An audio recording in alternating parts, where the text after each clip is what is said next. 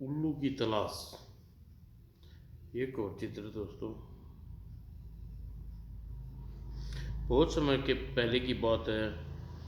कुशाल नगर राज्य में वैभव सिंह नाम का राजा राज करता था। वह बहुत ही कला प्रेमी था। विभिन्न विद्याओं की उसे बहुत कदर करता था। उसके दरबार में कलाकार आते, अपनी कला का प्रदर्शन करते। वाह वाह, खूब, तुमने बहुत ही अच्छी सितार बजाई। शिवम शिव शंकर जी तुम्हारी कला से प्रसन्न होकर तुम्हें संगीत मंत्री नियुक्त करते हैं। इस प्रकार कलाकारों की कला देखकर वह समय समय पर उन्हें विभिन्न पदों पर नियुक्त करता तथा जिन कलाकारों की कला प्रदर्शन में थोड़ी कमी रह जाती उन्हें उचित प्रकाश देकर विदा कर देता। उचित पुरस्कार पाकर खुशी खुशी दरबार से चले जाते। उसी राज्य में अभिलाष नाम का एक बुद्धिमान व्यक्ति रहता था। वह लोगों की बुद्धिमानी देखकर उसकी माँ शारदा कहते, शारदा भाभी, तुम्हारा बेटा गुणों की खान है। हमारी कोई भी उलझन कोई क्यों ना हो, उसे अपनी बुद्धि से चुटकियों में सुलझा देता है। लाला जी, यह सब सरस्वती माँ की कृपा का फल है। वही इसके मस्तक में विराजमान इसकी बुद्धि कार्य करवाती है। पुत्र की बड़ाई सुनकर शारदा की छाती गर्व से फूल जाती। अभिलाष अभिलाष का दुर्भाग्य कि लोग उसकी बुद्धिमानी की बड़ाई खुले दिल से करते थे, पर उसे काम पर कोई नहीं रखता था जिसे वह उसकी माँ शारदा गरीबी के जीवन बिता रहे थे। विलास होता, काश मेरे पास कोई धन, थोड़ा धन होता तो उससे व्यापार कर लेता, लेकिन भला धन कहाँ से आता। अभिलाष की ऐसा मन में ही रह जाती। एक दिन शारदा मकान के बाहर चबूतरा लीप रही थी। अभिलाष उदास होकर किसी सोच में गुम था। तभी धम धम धम, सुनो भाई सुनो, आज श्याम महाराज दरबार में बहुरूप भरने वाले बहरूपिया का कर्तव्य दिखाएगा। सभी लोगों से बहरूपिये का कर्तव्य देखने के लिए दरबार में आमंत्रण हो। मुनिंदी वाला तो चला गया, वहाँ मुनादी करके आगे चला गया। शारदा सोच में डाल गया। महाराज के दरबार में जाकर विभिन्न कलाकार अपनी कला का प्रदर्शन करके उचित पुरस्कार पाते हैं। विलास भी दरबार में जाकर महाराज को अपनी बुद्धि का चमत्कार क्यों नहीं दिखाता। क्यों, क्या पता खुश होकर महाराज अभिलाष की अपनी सेवा में ले ले। माँ, दरबार में आज कोई बहरूप या अपने बहरूप का कर्तव्य दिखाने वाला है। यदि आज्ञा दे तो दरबार में जाकर बहरूप का कर्तव्य देख आऊँ। जाओ बेटा, अवश्य जाओ, लेकिन मैं चाहती हूँ वहाँ तुम भी भारत को अपनी बुद्धि माँ का परिचय दो। हो सकता है तुम्हारी बुद्धिमत्ता देखकर महाराज तुम्हें कोई पुरस्कार दे दें। यदि ऐसा होगा तो बेटा हमारी सारी गरीबी दूर हो जाएगी। ठीक है माँ, यदि दरबार में कोई ऐसा अवसर आया तो मैं चूकूंगा नहीं। अभिलाष तुरंत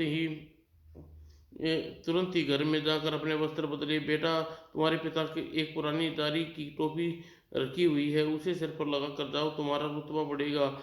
लाओ माँ, कहाँ है वह टोपी। शारदा ने संदूक से निकाली और दरी की टोपी दे दी। टोपी सिर पर लगाकर अभिलाष दरबार की ओर चल दिया। माँ सरस्वती, अभिलाष की हर आज पहली बार दरबार जा रहा है, इस पर कृपा करना। अभिलाष जब दरबार पहुंचा तो बहरूपिया दरबार में आ चुका था। उसे महाराज भैरव सिंह से आज्ञा दी, बहरूपिये अपनी कला का प्रदर्शन शुरू कर दो। जो आज्ञा महाराज। और समक्ष सिर झुकाए बहरूपिया ने दरबार में पदों पर निर्मित उस कक्ष में बहरूप भरने चला गया। कुछ देर बाद प्रत्येक वाले कक्ष का पर्दा हटा, उसमें से एक सुंदर स्त्री निकली है। यह नारी कहाँ से आ गई। कक्ष में तो कुछ देर पहले बहरूपिया गया था। और सुंदरी ने कक्ष में कदम बढ़ाया और छम छम छम छम तत्पश्चात महाराज के सामने सिर झुकाकर कुलक्ष नृत्य की भांति दरबार में नाचने लगी। आह, इतना आकर्षण नृत्य हमने पहले कभी नहीं देखा। कुछ देर बाद सुंदरी नृत्य रुका। उसने भैरव सिंह से कहा, महाराज मेरा नृत्य पसंद आया। ओह, तो तुम बहरूपिये सुंदर, बहुत सुंदर। महाराज, यह आपने मेरी कला का प्रथम नमूना देखा है, अब आपको दूसरा नमूना दिखाऊंगा। आज्ञा आज्ञा पाकर नृत्य की वापस पर्दे वाले कमरे में गई। कुछ देर बाद कक्ष में एक दिनहीन भिखारी बाहर निकला, जिसे देखकर भैरव सिंह कड़क कर कहा, इस भिखारी को यहाँ क्या काम, इसे दरबार में किसने घुसने दिया। दरबार के पहरेदार यह भय से कांपने लगे। तब भिखारी भैरव सिंह के पास आकर निर्ममता से बोला, महाराज जब दरबार में आ ही गया हूँ तो कुछ भिक्षा जरूर दे दीजिए। यह सुनकर भैरव सिंह ने नाक सिकोड़ते हुए गले में पड़ी माला उतारी और भिखारी के कटोरे में डाल दी। भिखारी मुस्कुराया, महाराज मेरा दूसरा रूप पसंद आया तो इस रूप में भी तुम थे बहरूपिये, बहुत सुंदर।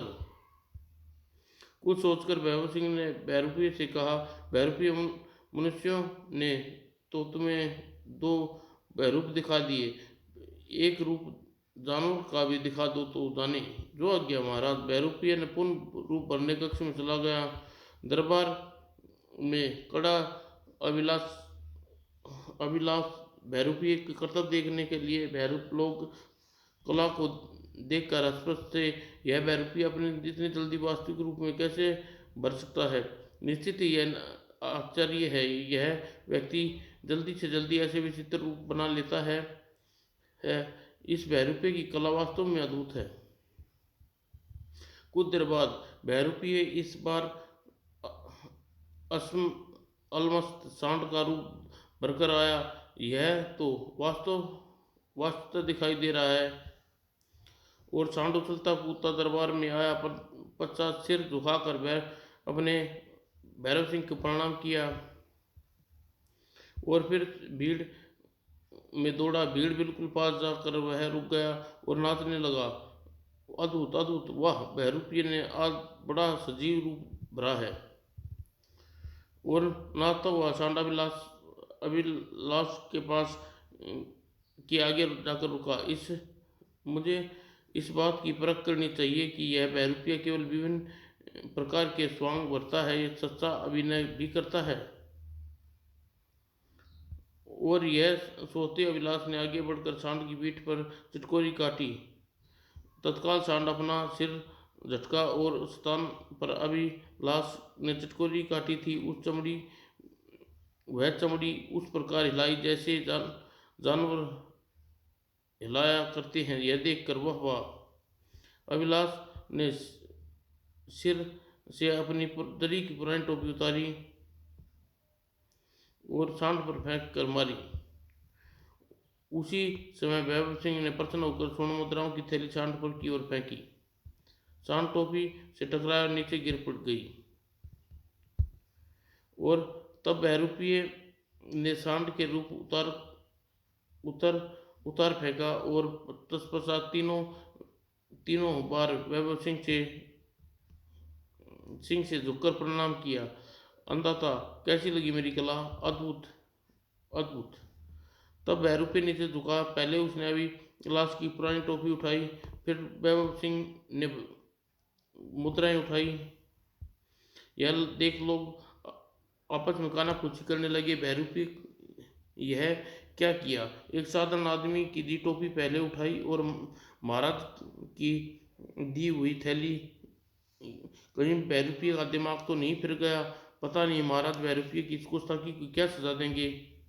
बहरूपिये की इस हरकत देखकर वैभव सिंह बेटी गुस्से से तन गई और उसने बहरूपिये से पूछा, कलाकार, तुमने हमारी थैली से ज़्यादा मान इस पुरानी टोपी को क्यों दिया? बहरूपिये ने तुरंत हाथ जोड़कर जवाब दिया, कथा माफ हो अंदाता, सच्चे कलाकार की कदर स्वर्ण मुद्राओं से नहीं होती। टोपी का मालिक मेरी कला का आपसे कहीं ज़्यादा कदरदान साबित हुआ, इसलिए उसने टोपी को अपने पहले मान दिया। यह जानकर वैभव सिंह को बड़ा आश्चर्य हुआ। अच्छा, हमें यह तो बताइए, ऐसी कौन सी बात उस कदरदान में है जो हमें नहीं है? अंदाता, टोपी का मालिक ने मेरे जानवर के वेश को केवल देख कर ही नहीं माना, उसने मेरी पीठ पर चुटकी काट कर देखा। किसी जानवर को चुटकी काटी जाए तो उसे तुरंत पता चल जाता है कि उस स्थान की चमड़ी हिलाता है। और मैंने भी जानवर की तरह चुटकी काटने पर स्थान की चमड़ी हिलाई थी। महाराज, मुझे इस बात की खुशी है, आपके दरबार में कम से कम एक व्यक्ति तो सच्चा कदरदान है। यह सुनकर वैभव सिंह दरबार में ऐलान किया, टोपी के मालिक हमारे सामने लाकर हाजिर हो। अगले ही पल भीड़ से निकला अभिलाष भैरव सिंह के सामने था। तुम ही टोपी के मालिक हो? जी महाराज। तुम्हारा नाम क्या है? महाराज बंदे को अभिलाष कहते हैं। अभिलाष, निश्चित ही तुम अत्यंत बुद्धिमान हो, इसलिए आज से तुम्हें अपने विशेष सलाहकार नियुक्त करते हैं। मुझे खुशी हुई। अभिलाष ने भैरव सिंह को प्रणाम किया। और तुम अपनी कला में बेजोड़ हो, लेकिन इसलिए हम तुम्हें मनोरंजन मंत्री नियुक्त करते हैं। समय समय पर हमारा मनोरंजन करना तुम्हारा कार्य होगा। जी महाराज। अभिलाष की खुशी की उगमता उसी समय अपनी माँ शारदा के पास पहुंचा। माँ, तेरे बेटे को भैरव सिंह ने अपने विशेष सलाहकार नियुक्त कर लिया है। अच्छा, यह तो बड़ी खुशी की बात है बेटा, लेकिन यह चमत्कार हुआ कैसे? अब तब अभिलाष ने सारी बात विस्तार से बताई। अभिलाष की बात सुनकर माँ सरस्वती, तू बड़ी दयालु है, मेरे पुत्र की बात सुन ली।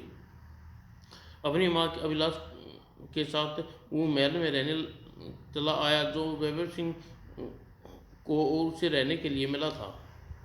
वैभव सिंह विशेष सलाहकार बनकर अभिलाष हर समय उससे साथ रहता था।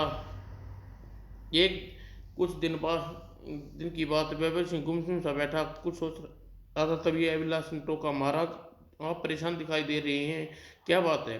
अभिलाष, बात कुछ ऐसी है कि जिससे हम परेशानी में डाल दिया। कुछ देर पहले गुप्तचर ने सूचना दी है कि पड़ोसी अहमदनगर का सुल्तान अस्तल मस अपनी विशाल सेना के साथ हमारे पर हमला करने के लिए चला पड़ा है।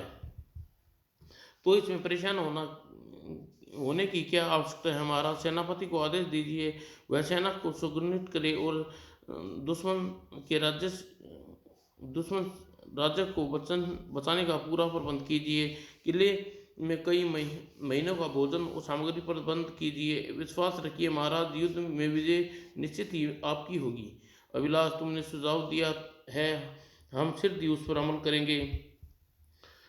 और समय रहते वैभव सिंह ने युद्ध का सारा प्रबंध करवाया और महल में कई माह के खाने का भोजन की सामग्री भर ली और शीघ्र ही सुल्तान असलम की विशाल सेना कुछ नगर पर आक्रमण कर दिया।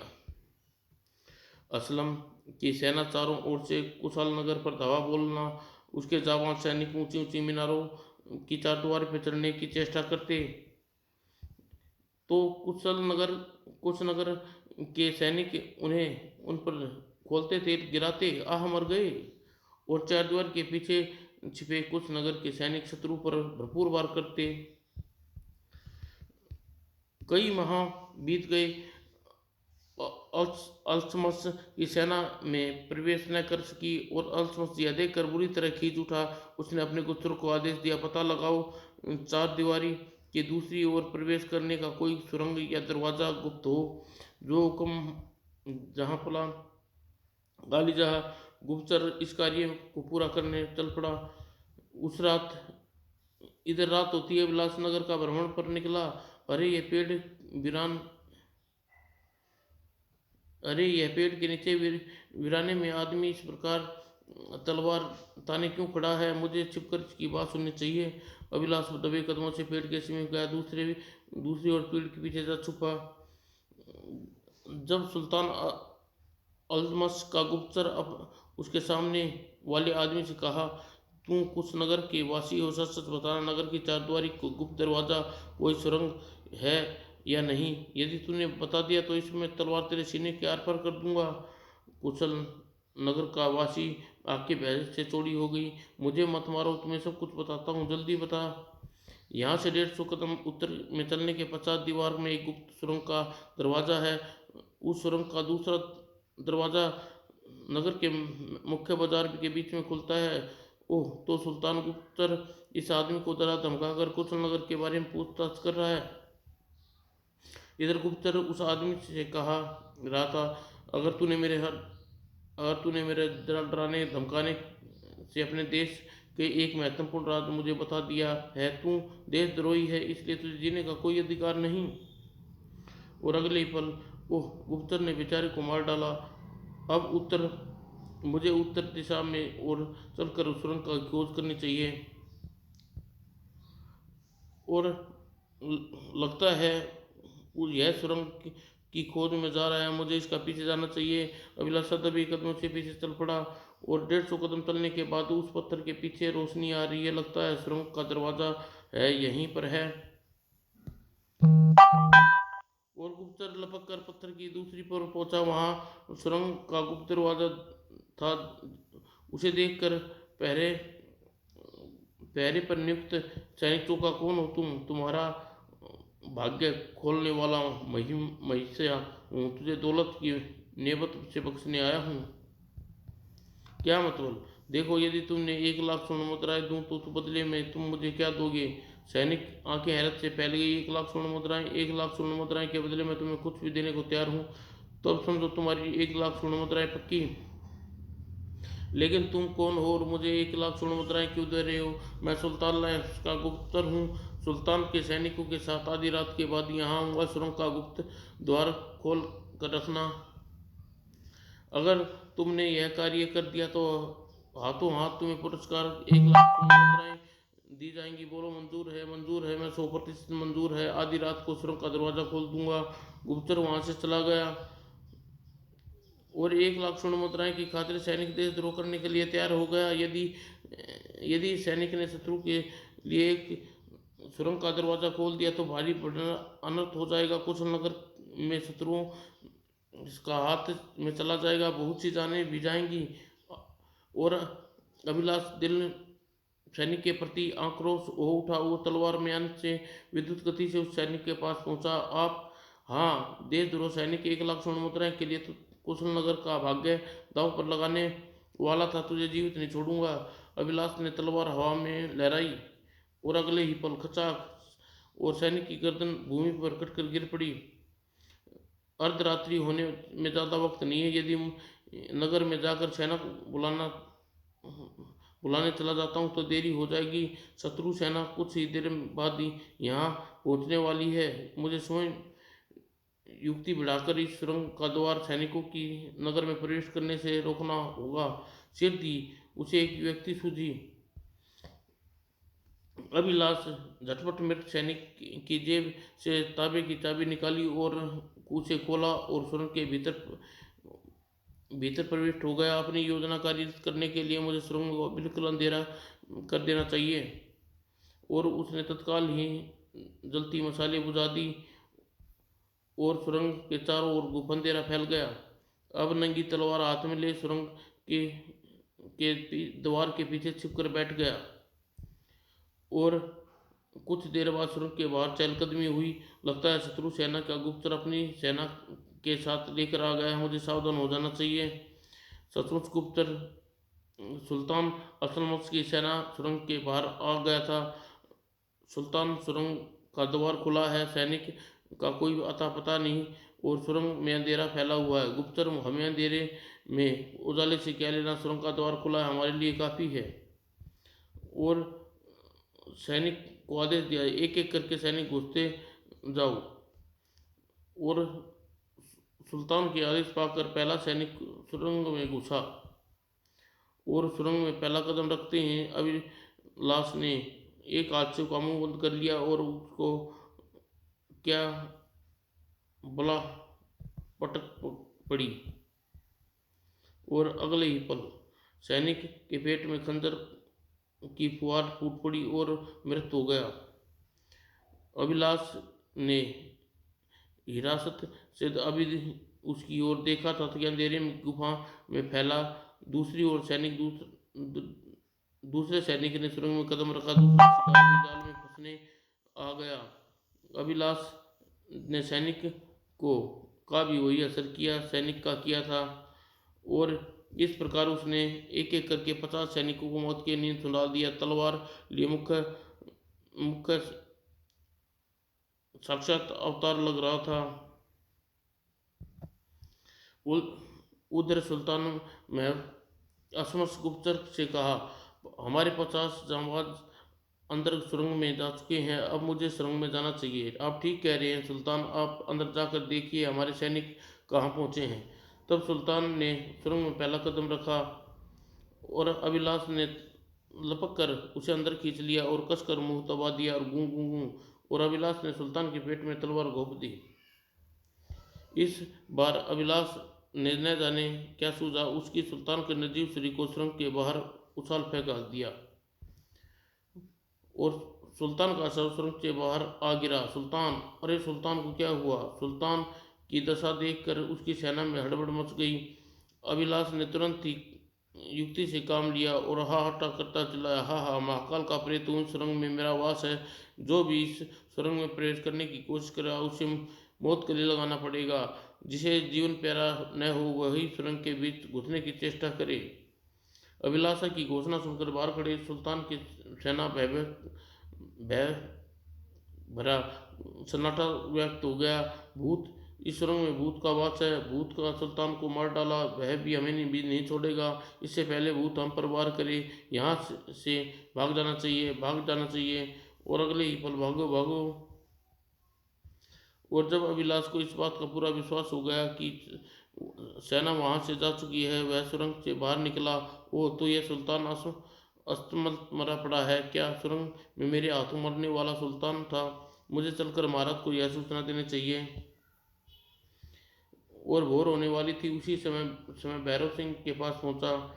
महाराज, निर्भर होकर हो जाइए, शत्रुओं के सिर से पांव रखकर यहाँ से भाग चुके हैं। सुल्तान अस्मत मारना मेरे हाथों मारा जा चुका है क्या? भैरव सिंह ने विश्वास से उसकी ओर देखा। तब अभिलाष ने उसे कहा, महाराज, आप मेरे साथ चलकर स्वयं अपनी आंखों से सुल्तान की लाश देख लीजिए, तब आपको मेरे कहे पर यकीन हो जाएगा। हाँ, यह ठीक रहेगा। और अभिलाष भैरव सिंह को उस स्थान पर लेकर गया जहाँ सुल्तान का मृत पड़ा था। ओह, यह तो सचमुच से सुल्तान मृत पड़ा हुआ है। अब तो यकीन हो गया आपको महाराज। अभिलाष, यह असंभव कार्य तुमने कैसे किया? हमें विस्तार से सारी बात बताइए। तब अभिलाष ने भैरव सिंह को सारी बात विस्तार से बताई और सारी बात जानकर भैरव सिंह खुश हुआ। अभिलाष, तुमने हरी बुद्धिमानी व शक्तिशाली व सुगुण शत्रु की पीठ दिखाकर भागने पर मजबूर कर दिया। हम तुम्हारी बुद्धिमान के घायल हो गए। महाराज, मेरी मेरी इतनी बड़ाई न कीजिए, इस घमंड से मेरा दिमाग फिर जाएगा। ओ, मैंने तो ऐसा केवल आपके देश की सेवा की है। सुल्तान की मौत की खबर बिजली की तरह सारे कुशल नगर में फैल गई और अभिलाष की बुद्धिमानी से खुश होकर सब बखान कर रहे थे। महाराज का विशेष सलाहकार अभिलाष बहुत बुद्धिमान व्यक्ति है। सच कह रहे हो भाई। आज वह कुशल नगर की छाया संकट किसी रक्तपात के टल गया। राज्य में अभिलाष की इस प्रकार बड़ाई देख शारदा गर्भ से फूल उठी। वो कितने भाग्यशाली हूँ, अभिलाष जैसे सुयोग्य पुत्र को अपनी कोख में जन्म दिया। आज मैं धन्य हुई। देश पर आए संकट को टालकर अभिलाष ने मेरे दूध का लाज रख ली। और कुछ दिन बाद कुशल नगर की इस घटना के चर्चे गली गली में गूंज उठे। फिर कुछ धीरे धीरे सब कुछ पहले की तरह सामान्य होता चला गया। और एक दिन की बात है, राजेश्वर नाम का एक विद्वान पंडित पधारे। उसने राजा भैरव सिंह से कहा, महाराज, मैंने सुना है कि आपके विशेष सलाहकार अभिलाष जी बहुत बुद्धिमान हैं। आपने सही सुना पंडित जी। महाराज, मैं भारत की में अनेक भाषाएं जानता हूँ। आपके विशेष सलाहकार बता दें मैं मातृभाषा कौन सी है तो मैं मान जाऊंगा कि सलाहकार अभिलाष निश्चित ही बुद्धिमान है। उस अपने पश्चात पंडित रामेश्वर के भैरव सिंह को विभिन्न भाषाओं को बोलकर दिखाया। पंडित जी, राजेश्वर विभिन्न भाषाओं का प्रभाव धारा से बोलते देख भैरव सिंह ने पास बैठे अभिलाष को देखा। अभिलाष, क्या तुम बता सकते हो पंडित राज भैरव मातृभाषा कौन सी है? महाराज, इसके लिए मुझे एक दिन का समय चाहिए। पंडित जी, क्या तुम्हें कोई एतराज तो नहीं? नहीं महाराज। मेरे भैरव सिंह के सेवक को आदेश दिया। सेवक पंडित जी, राजशेखर को राजकीय अतिथि में ठहरा दिया जाए। और तभी अभिलाष अपने स्थान से उठकर भैरव सिंह से कहा, क्षमा करें महाराज, मैं चाहता हूँ कि पंडित जी राजकीय अतिथि मैं छोड़ के आऊँ। ठीक है, आपकी इच्छा अवश्य पूरी करो। तभी अभिलाष ने आदर सहित पंडित रामचंद्र से कहा, चलिए पंडित जी। अभिलाष पंडित जी राजकीय अतिथि गृह में ले गया दोनों अतिथि गृह की सीढ़ियों पर चढ़ना आरंभ हुए। जब वे सीढ़ियों के बीच पहुंचे, अरे और राज राजशेखर कलाबाजियां खाता हुआ लुढ़कता नीचे गिर पड़ा। बचाओ बचाओ! वह नीचे जाकर धड़ाम से भूमि पर गिरा। अभिलाष ने तेजी से सीढ़ियां उतर कर राजसरोवर के पास पहुंचा। पंडित जी चार चोट रोने लगी। ओह! राजसरोवर ने गहर भरी दृष्टि से घूरा। वह बड़ी सहानुभूति दर्शा रहे हो, पहले धक्का दे दिया, अब हालचाल पूछ रहे हो। क्षमा करें पंडित जी, आपको धक्का देकर गिराने से मेरा कोई इरादा नहीं था। जब मैंने अनजाने में ही हो गया। राजसरोवर का पारा सातवें आसमान पर जा पहुंचा। वह गुस्से में अभिलाषा को अर्जन कालियां बकने लगा। अभिलाषा अभिलाष तू खाक बुद्धिमान है रे, तेरे बुद्धिमान धूल में मिल जाए। तुम पर भगवान की मार पड़े, कोई पानी देने वाला न भले नसीब न हो पापी, मरने के बाद तू नरक में जाए, जगह न मिले। राजसरोवर गालियां सुनकर अभिलाष मुस्कुरा उठा। पंडित जी, गुस्से में पढ़कर तुमने तमिल भाषा में गालियां बक रहा है। और फिर अभिलाष बार बार क्षमा मांगता रहा, विनयपूर्ण हाथ जोड़कर राजशेखर का। पंडित जी, जो हुआ भूल जाइए, मेरी गलती, मुझे क्षमा कर दीजिए। तब बड़बड़ाता हुआ राजशेखर उठा और हड़बड़ाता हुआ अभिलाष के साथ अतिथि गृह की सीढ़ियों में चढ़ने लगा। दूसरे दिन जब दरबार लगा तो पंडित जी राजशेखर पूर्ण दरबार में उपस्थित हुआ। महाराज अभिलाष जी, आज बताएंगे मेरी मातृभाषा कौन सी है? राजशेखर का कथन सुनकर भैरव सिंह उत्सुकता से अभिलाष की ओर देखा। महाराज, पंडित जी की मातृभाषा तमिल है। तुम्हें कैसे जाना? पंडित जी तोते की तरह लोग बाग राम राम सीताराम सियाराम करते हैं, यों वह उसे दोहराया करते हैं, किंतु बिल्ली उसे दबोचना चाहती है तो उसके मुंह से टैं टैं के सिवा कुछ नहीं निकलता। इसी प्रकार आराम से समय तो ये सब भाषाएं चल जाती हैं, किंतु मुसीबत में मातृभाषा ही निकलती है। तुम्हारा क्या मतलब है तुम्हारा? पंडित जी, कल जब मैंने आपको सीढ़ियों से धक्का देकर नीचे गिराया तो कष्ट की उस घड़ी में आपने क्रुद्ध होकर तमिल भाषा में गालियां दी। यह देखकर मैं तभी समझ गया कि आपकी मातृभाषा तमिल है। तो तुमने मुझे जानबूझकर सीढ़ियों से धक्का दिया था। पंडित जी, आपकी मातृभाषा जानने के लिए आपका इसके अलावा कोई चारा नहीं था। मजबूरन मुझे आपको सीढ़ियों से धक्का देकर दृष्टा करनी पड़ी। कृपया मुझे क्षमा कर दें। अभिलाषा की चतुराई देखकर पंडित जी रामसरोवर के चेहरे पर मुस्कान दौड़ गई। उसने भैरव सिंह से को और मुस्कुरा कर अतुल बोला, महाराज, अभिलाष के बारे में मैंने जैसा सुना वैसा ही पाया। अभिलाष ने ठीक कहा कि मेरी मातृभाषा तमिल है। तमिल अभिलाष के रूप में आपको एक अनमोल हीरा लगा है, कृपया इसे संभाल कर रखिए। इतना कहकर राजशेखर ने भैरव सिंह को प्रणाम किया और राजदरबार से निकल गया। जब भैरव सिंह ने प्रशंसा भरी और अभिलाषा से देखा, अभिलाष, आज तुम्हारे कारण पंडित के आगे हमारा सिर नीचा होने से बच गया। हम तुम्हारे आभारी हैं। उसी दिन भैरव सिंह के दरबार में अपने महल में पहुंचा। किसी ने सोच में गुम था। यह कुछ सोचकर उसने एक दासी से आज्ञा दी, जाओ राजकुमारी मधुप्रिया को हमारे पास बुला कर लाओ। जो आज्ञा महाराज। कुछ देर बाद राजकुमारी मधुप्रिया भैरव सिंह के सामने आई। आओ बैठो।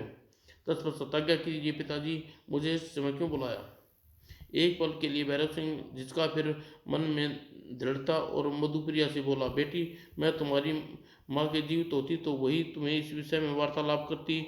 जब वह नहीं रही तो मुझे यह कार्य करना पड़ रहा है। आपके कहने का क्या तात्पर्य है पिताजी? महाराज, मुझे समझ में नहीं आया।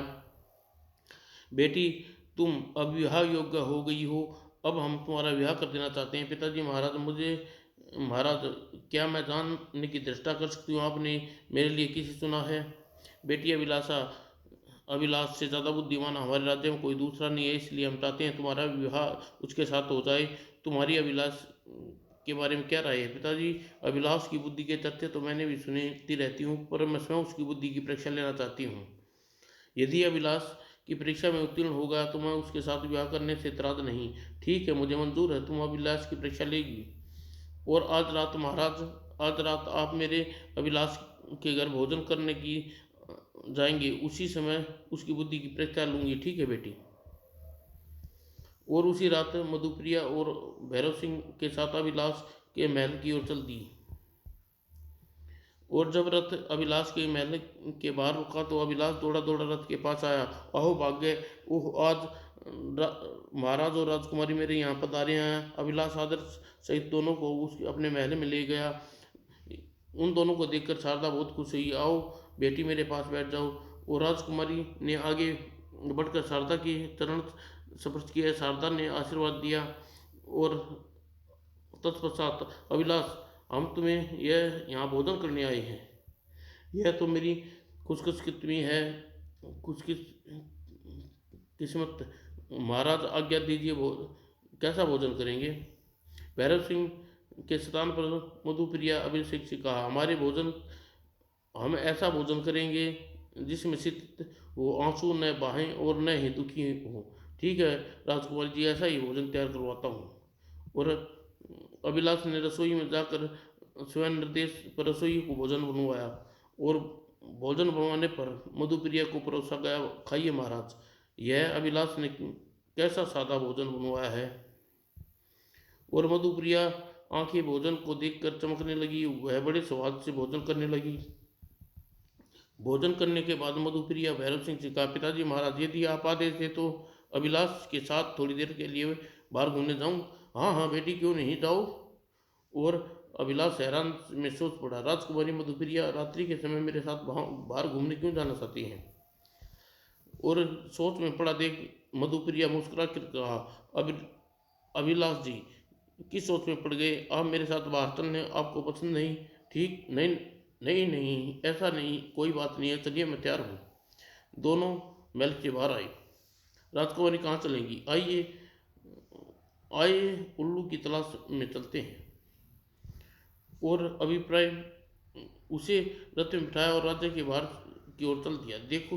देख तो सही, आखिर अभिलाष मुझे कहाँ ले जाता है। और तभी शारदा भैरव सिंह से पूछा, महाराज मेरी समझ में एक बात नहीं आई, इतनी रात गई आप राजकुमारी अभिलाष के साथ घूमने के बाहर क्यों भेज दिया। शारदा बहन, तुम क्या समझती हो, आज मैं और राजकुमारी सचमुच केवल भोजन करने यहाँ आए थे। तो फिर किस लिए आए थे महाराज। शारदा बहन, हमने अभिलाष और मधुप्रिया को वर के रूप में चुना है। मधुप्रिया की जिद थी कि पहले अभिलेष की बुद्धि की परीक्षा लेगी, फिर और अभिलेष को उत्तीर्ण हो गया तो विवाह की अनुमति दे देगी। वो तो ये बात है महाराज, मेरा बेटा निश्चित ही परीक्षा में उत्तीर्ण हुआ, हम भी यही चाहते हैं शारदा बहन। और यह शुभ समाचार सुनकर शारदा प्रसन्न हो उठी। उधर अभिलाष मधुप्रिया को लेकर एक उजाड़ सुनसान स्थान पर पहुंचा। उतरिए राजकुमारी जी, आपका प्रिय स्थान आ गया। मधुप्रिया ने मुस्कुरा कर अभिलाष कहा, अभिलाष जी रथ को वापस अपने महल में ले चलिए, उल्लू की तलाश पूरी हो गई। यह सुनकर अभिलाष मुस्कुराया, उसकी ओर देखा और रथ को पूर्ण वापस अपने महल की ओर मोड़ दिया। और वापस होकर मधुप्रिया भैरव सिंह से कहा, पिताजी महाराज अभिलाष की परीक्षा में उत्तीर्ण हो गया। कैसी परीक्षा में उत्तीर्ण हो गया।